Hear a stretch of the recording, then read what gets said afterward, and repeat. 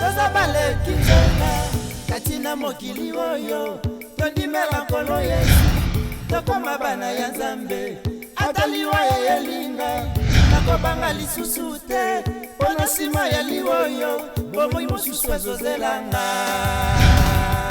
Iwape bokasi nango ekolika Iwape bokasi nango ekolika Iwape bokasi nango ekolika Iwape bokasi nango ekolika Tikala tumisa Yesu Kristo Amikabaki ne kulusu Makila mayema sopani ye Akomisi liwelo kopamba Atana kufilelo Okolo ya Yesu kakosekwe Yangona yembi na tembo ye Bokasi ya liwa yangu ekoleka Iwape bokasi nango ekoleka Liwa ye Iwape bokasi nango ekoleka Bokasi ya liwa koleka nango Iwape bokasi nango ekoleka Iwape bokasi nango ekoleka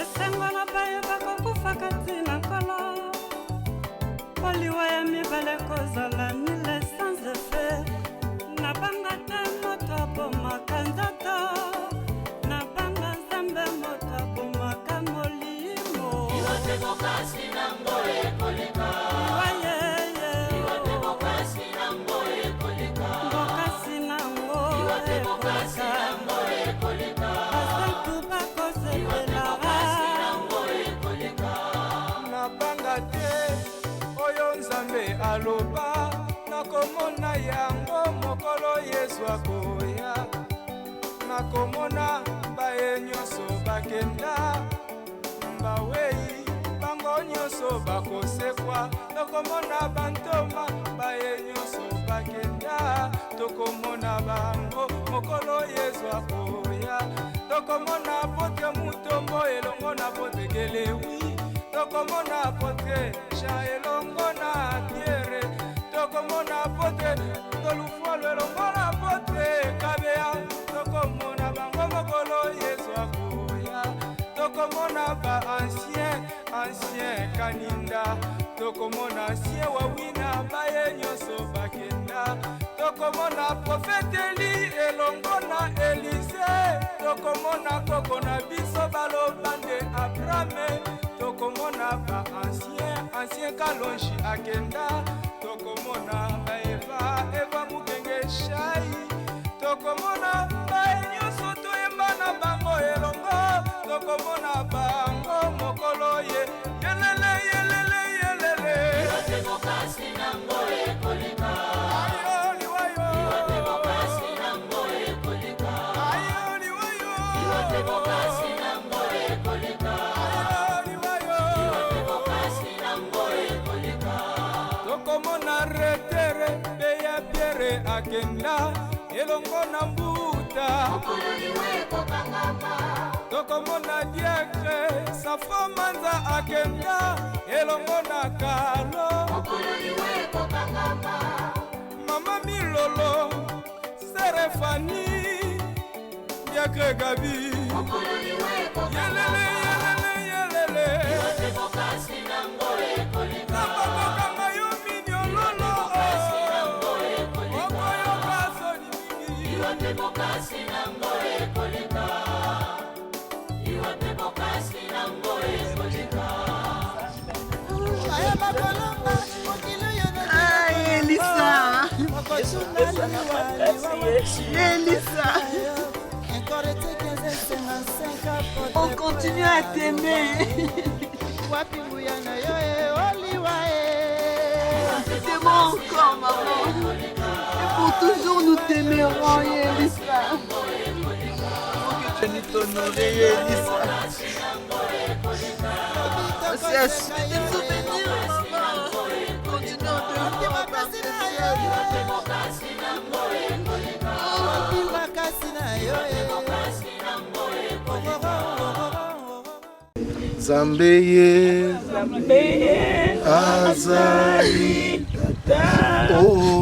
solo nakobanga te Alléluia Nzambe azali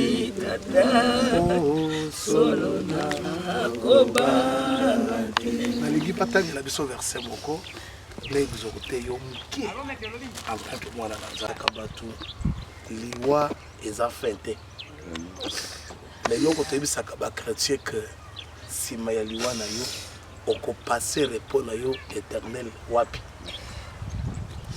parce que liwa eza suka te après la mort il y a les résurrections siko repos na yo okopase yango wapi.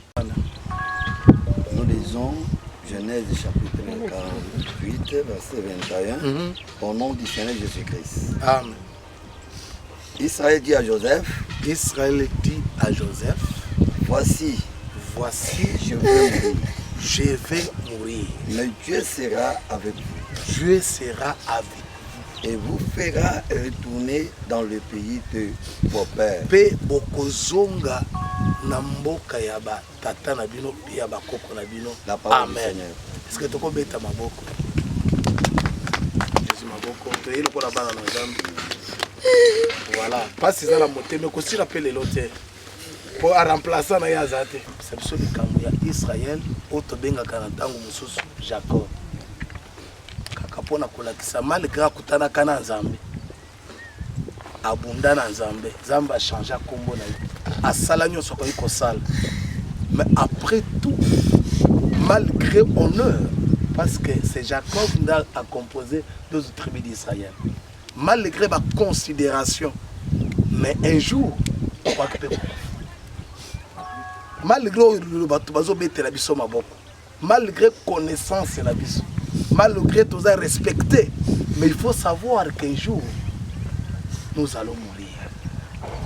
Amen. Amen. Maintenant, après avoir que ça, la macamunion, ça, qui parcourt la vie, à comment qui presque à la fin, il y a vie. Dans le bisabana na yeboy, azo pe sabango conseil à souka, aibisi bango ke, na yebi malamu na kuta, azo kufana.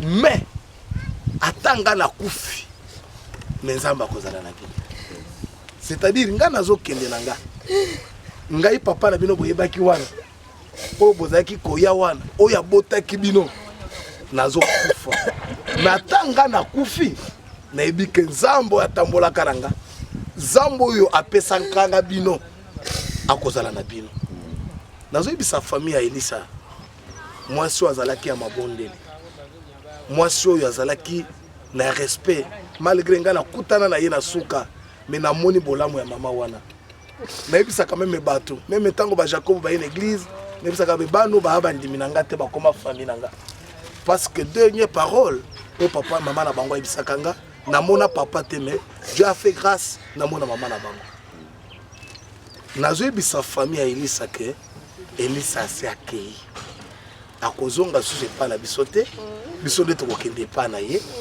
mais eloko Elisa atikala kabino ezaka ka nzambe mais le dit que nzambe akozala na bino longo bien aimé dans la vie malgré ba honneur malgré nyonso kobosa na nzambe te parce qu'après la mort continuité à jour to komona mama o pona yebi na yebaki bien mais loko la koyebisa bino na nyonso bokosala na honneur bokozala na yango bobungisa nzambe na vie na bino te bana bakoko bato ya mokili bakokufa bato totyelaka motema ke bakosunga biso bakokufa mais nzambe asi akufa asekwa mpe akokufa lisusu te eloko bato bakokosalela biso te nzambe akopesa biso yango donc odi conseil ya suka ya Jacob alingi te na kokufa mais bokotikala na nzambe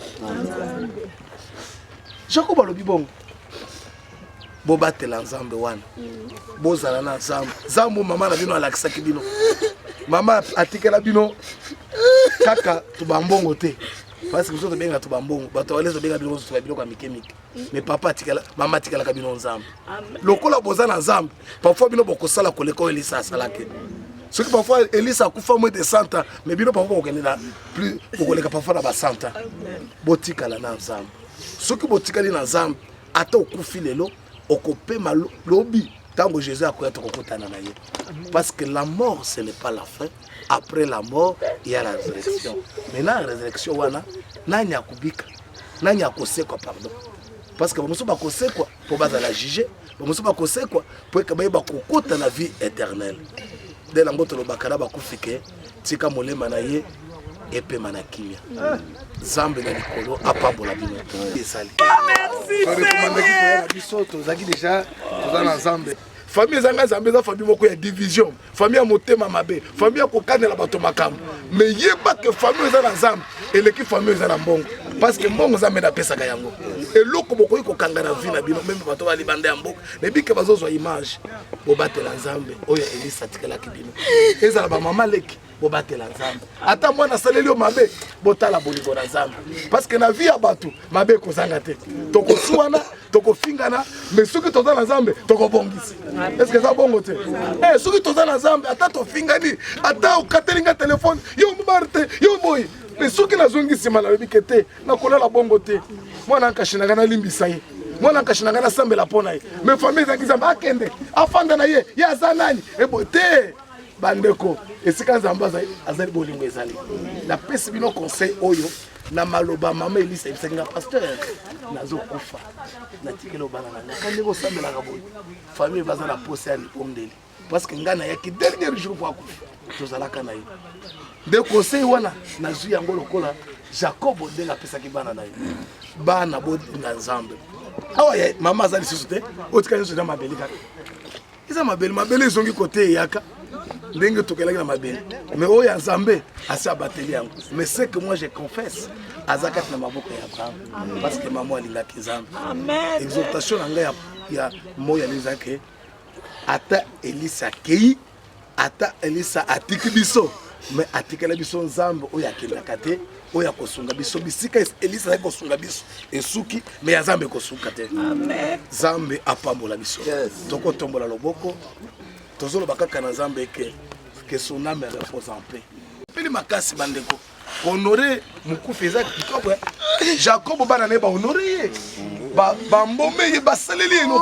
Tango botika ke loko sa botia peto bana. Ezaki malamu te. Ata bozwa ka 10 francs. Tala lo tozo tanga pepe kale. Tozo tanga lutumba. C'est que référence. Moi na nyoso sele acte oyo. Même bana ne peut pas.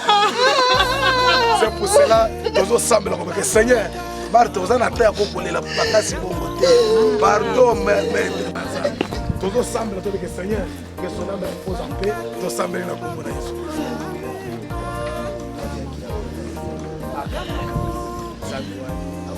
Zangwa son âme sang. Yo soyez de comme Seigneur. Regarde le Seigneur que son âme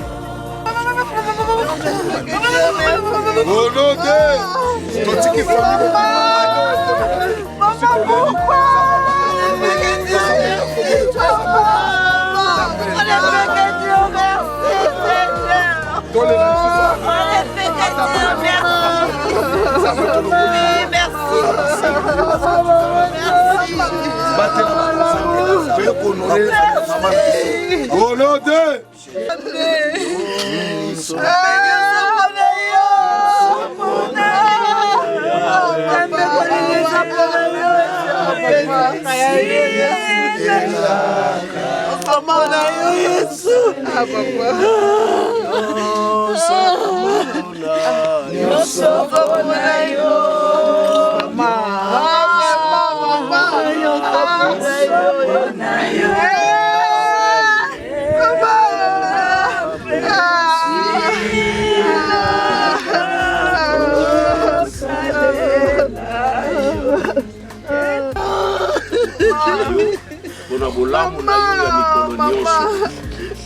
Père, nous bénissons ces instants et merci Seigneur pour la servante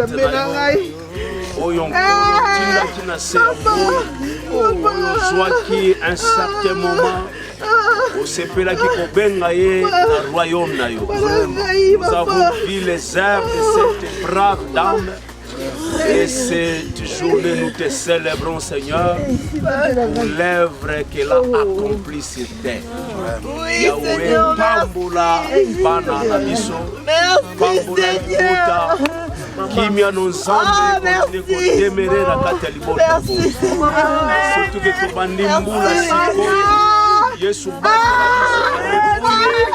ezala année ya matanga te, ezala année ya célébration na famille Kabongo. Longola na bango ezala kofungwama, longola kufa, longola makama na banzela na biso, na banzela ya libota.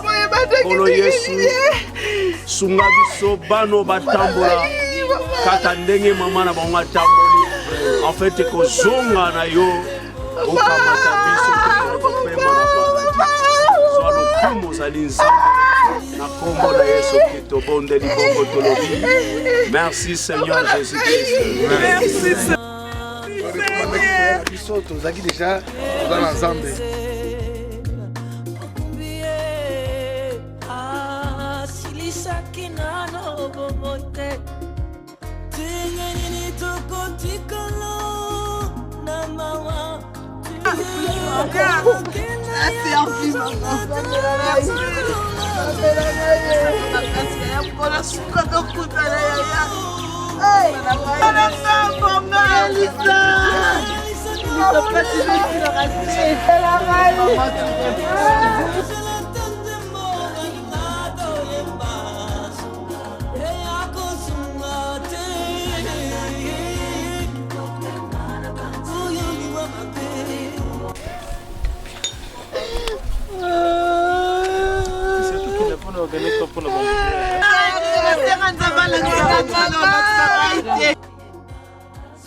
Bonjour toute la famille, c'est Maya. En ce moment, je pense beaucoup à vous et que je regrette de ne pas avoir connu Mamie Elise. Je sais que c'est une très très bonne mamie parce que papa l'aime beaucoup. Bonne journée, au revoir. Hi everyone, it's Naomi. I want to pass a quick message of love and gratitude to our late grandma, Mama Elise. Today was a special day as we were able to place a headstone for her, and her memories will forever live in our hearts. Her kindness, her love, her wisdom will forever be passed on to generation and generations to come. We love you. May you continue to rest in peace. On behalf of the whole family, we are so grateful for the woman that you were and for everything that you've done for this family. Et en date du 16 janvier 2025, juste l'année a commencé, nous avons pensé venir honorer cette femme si dévouée de toute sa vie pour ses enfants, pour sa famille, pour tout ce qui est autour d'elle, j'allais dire. Elle a été tout pour nous sauf rien. Et tout le monde ici présent, nous venons pour une seule cause. Continuer à l'honorer. Puisqu'elle a vécu pour nous et nous voulons continuer à vivre pour elle et lui dire que nous l'aimons encore. Et à cette occasion, je vais lancer un message à tous qui vont nous suivre. Maman, c'était une personne de paix. Maman, c'était une personne qui avait beaucoup d'amour en elle. Maman, c'était une personne intègre. Maman, c'était une personne, je vais dire, une belle âme qui s'est en allée depuis des années puisque Dieu en a décidé ainsi. Nous ne pouvons rien dire si pas dire merci au Seigneur. Voilà pourquoi à cette occasion aussi nous disons merci au Seigneur. Pour cette pierre tombale, il n'y a rien à dire. Puisque la Bible nous dit, tout le monde passera par ces chemins. Alors que dire, la volonté de Dieu s'est accomplie, nous ne disons que merci. Merci, c'est mort. Mais d'où elle est, elle sait que nous l'aimons. Elle sait qu'elle nous manque. Elle sait que rien ne va. C'est pour nous, ses enfants. Pour ses frères et sœurs autour de nous. Et pour tous qui l'ont connue comme telle. Maman avait ses qualités et ses défauts. Mais plus ses qualités d'être dévouée pour les gens, pour tous. Que Dieu nous aide à surmonter cette douleur un jour. Puisque plus les jours passent, elle ne fait que s'accentuer. Elle ne diminue même pas la douleur de la manquer. Maman, avant que tu te reposes en paix au sein d'Abraham, car tu aimais dire de ton vivant, c'est lui qui repose à l'ombre du Tout-Puissant. Celui qui demeure à l'ombre du Tout-Puissant repose sous l'abri du Très-Haut. Et maman, nous croyons que tu reposes à l'ombre du Très-Haut. Merci pour tout, maman.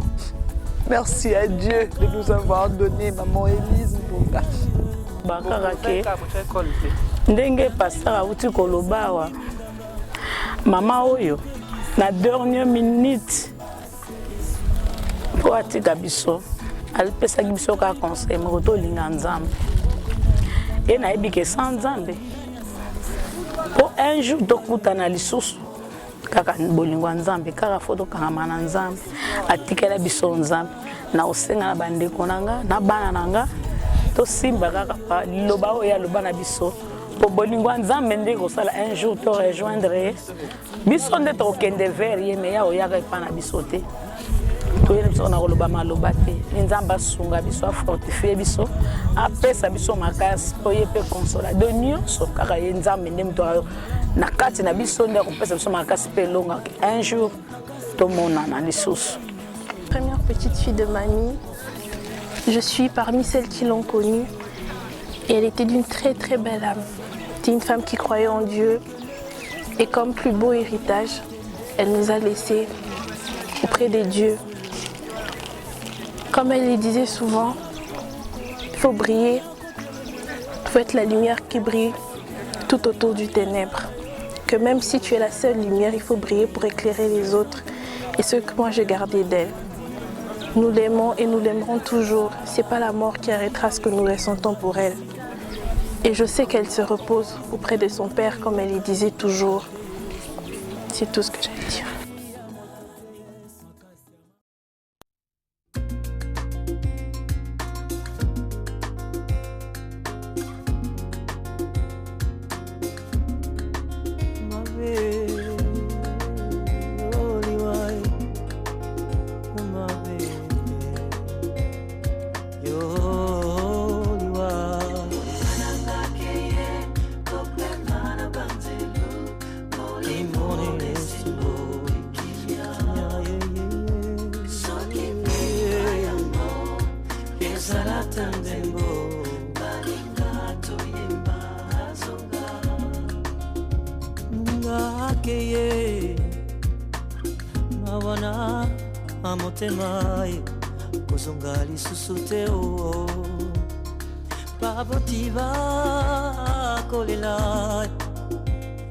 Kama ekwaina katia ibota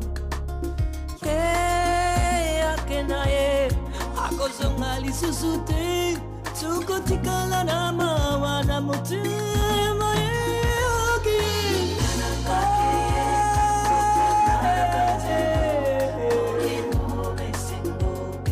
moninga keinaye soki mpelingo yango ezala tanzembo.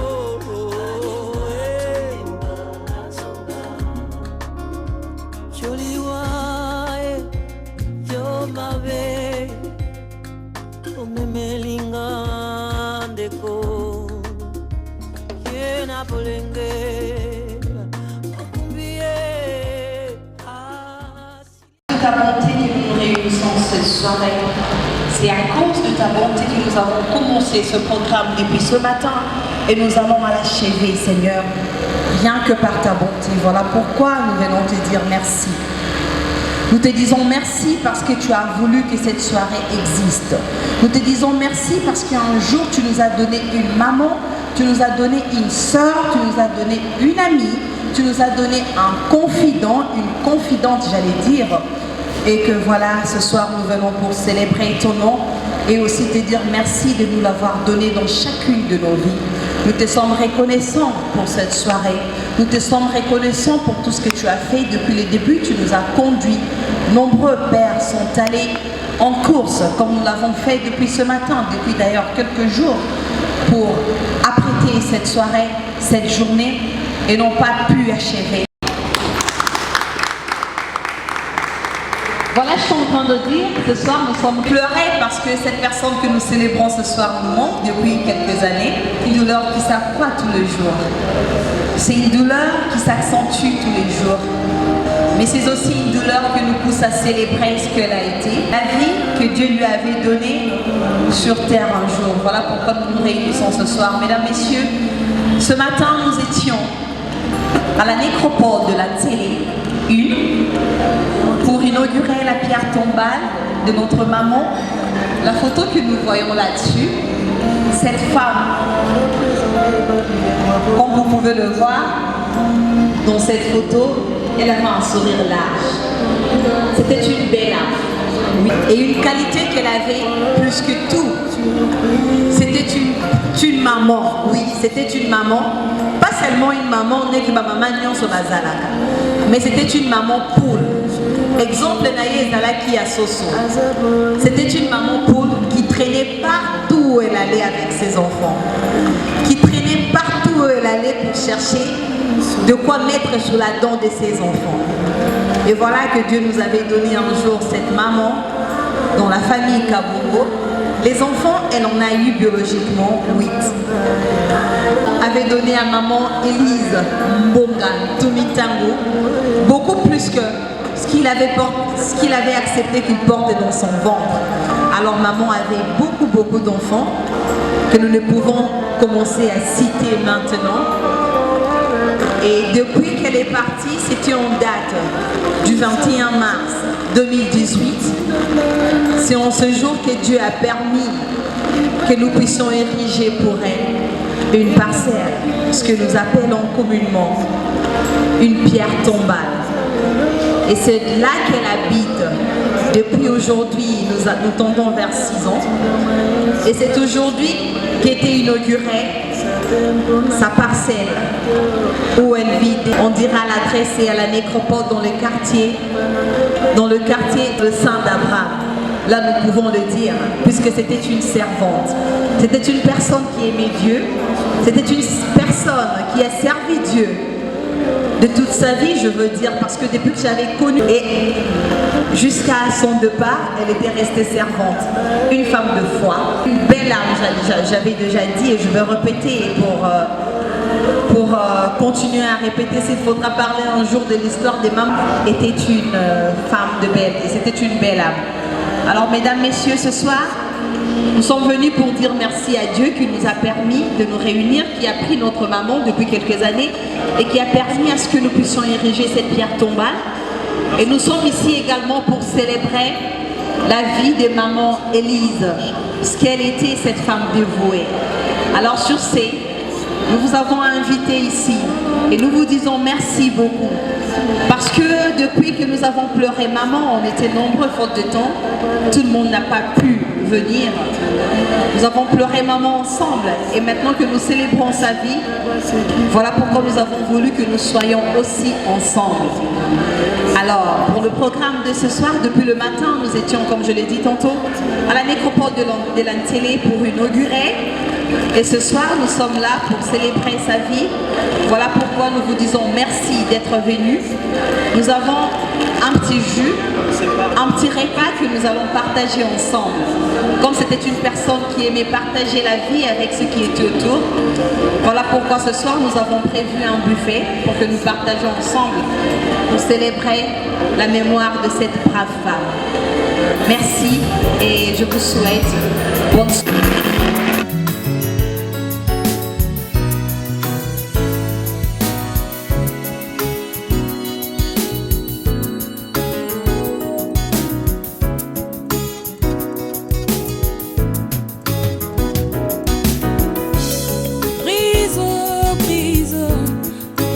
La force du moi qui combat mon âme, il t'empêche de briller en moi. Brise, brise, brise la force du moi qui combat mon âme, il t'empêche de briller en moi. Brise, brise, brise la force du moi qui combat mon âme, il t'empêche de briller en moi. Brise, brise la force du moi qui combat mon âme et t'empêche de briller. Brise l'orgueil dans mon cœur qui m'élève.